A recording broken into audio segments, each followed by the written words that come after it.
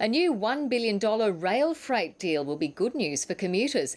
The money gives the freight system its own corridor between North Strathfield and Newcastle, freeing up passenger lines.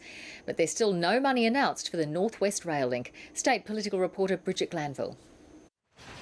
All it takes is a breakdown on a freight train and commuters between Newcastle and Sydney are stranded. Now the Commonwealth and the state governments have found $1 billion to allow passenger trains to pass the bottleneck. It's good for commuters through that rail underpass at North Strathfield, through that extra line between Epping and Pennant Hills, through those loops at Gosford, in ensuring that freight trains are separated from commuter trains.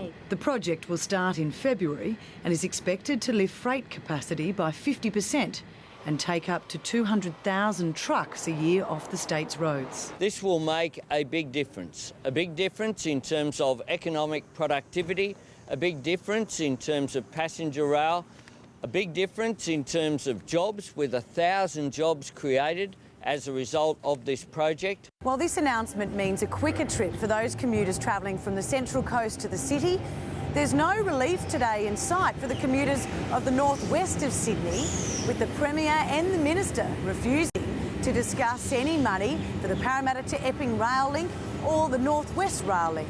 Sometimes the most important projects aren't the ones that get the headlines. The Commonwealth has offered the state $2 billion for the Parramatta to Epping rail corridor, but New South Wales wants it for the North West Rail Link. But that deal wasn't being discussed. Yeah, the good news is today we've got a deal. Absolutely. $800 million federal funds, $200 million state funds. The deal has been welcomed by Infrastructure Partnerships Australia and by the Rail, Tram and Bus Union. The project will be finished in 2016, and that's when commuters will be able to judge how successful it really is. Bridget Glanville, ABC News, Sydney.